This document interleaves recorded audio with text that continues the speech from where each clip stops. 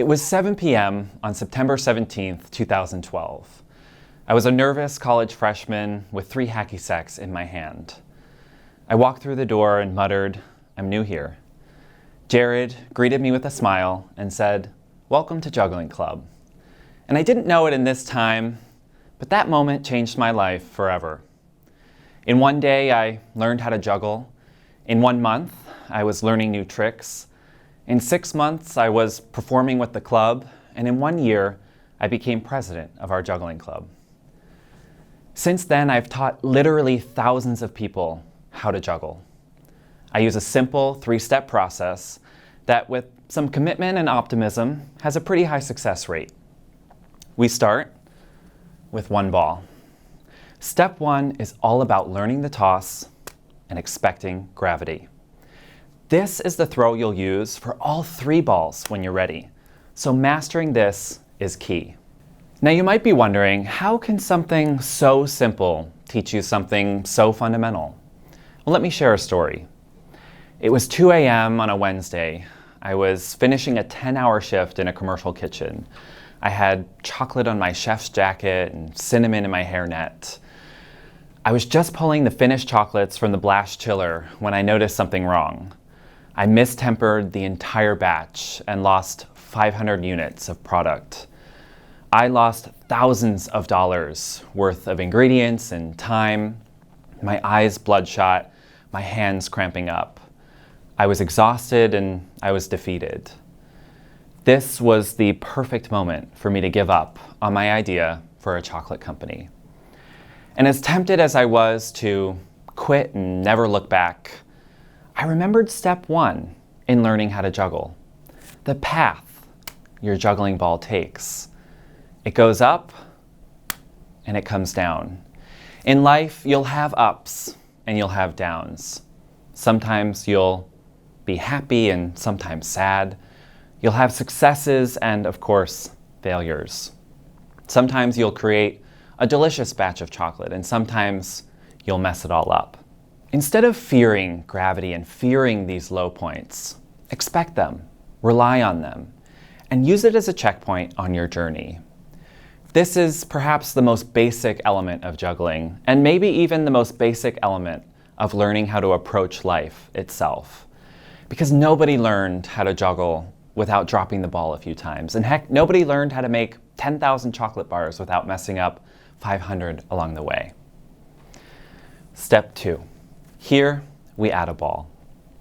Step 2 requires a bit more coordination. Throwing the ball in an X pattern, we toss, toss, catch, catch. Step 2 will feel uncomfortable at first, but you've got to encourage yourself to throw that second ball, even if you don't think you'll catch it. Step 2 requires you to take a chance. It was 3 p.m. in the office. I desperately needed a pick-me-up. A coffee, sure, but it looked like everyone needed a boost. I was eyeing a bowl of apples that my boss had brought in, and I knew exactly what to do. I grabbed 3 and started juggling. Staring at me in confusion, I asked my coworkers to join in. Before I knew it, all 20 of us were throwing apples around.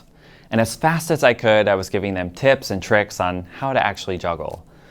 But of course, apples were already getting squished and splattered and split open left and right. Amidst the laughter, our boss walked in. We all froze as a few apples continued to roll across the floor. My boss told me, "These apples are for eating, not for throwing." I was mortified. But step 2 taught me a valuable lesson. Take a chance. So I followed my boss into his office, apologized for our behavior, and pitched him on the benefits of learning how to juggle. He smiled, appreciated my honesty, and made sure from then on that all of our staff had a proper set of juggling balls on their desk. I think I sold him on it. Step 2 taught me to take a chance, and it just might have saved my job too. We've made it to the final step.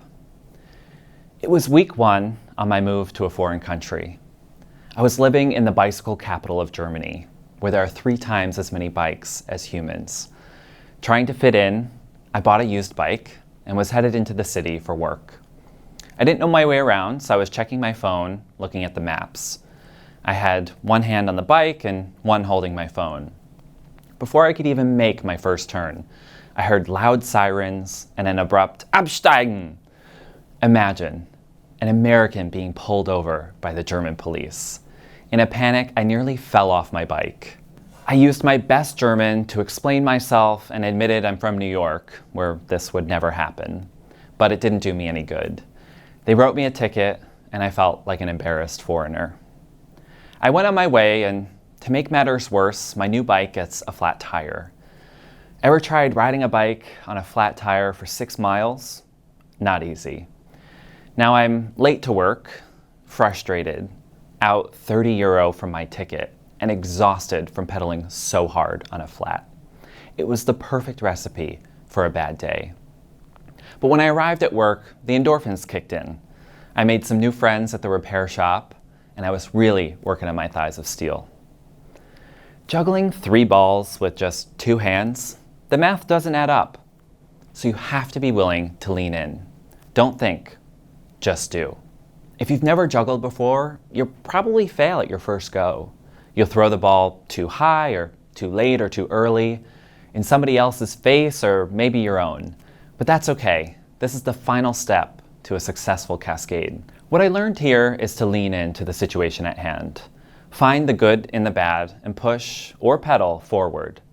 This is step 3 to learning how to juggle. Lean in. When you drop a ball, pick it up. When you're given a chance, take it. And when you get a flat tire, keep pedaling. The endorphins might just be worth it. Juggling taught me to expect gravity. Juggling taught me to take chances. And juggling taught me to lean in. And the truth is, juggling, like life, is quite beautiful. Now that is an idea worth spreading. Thank you.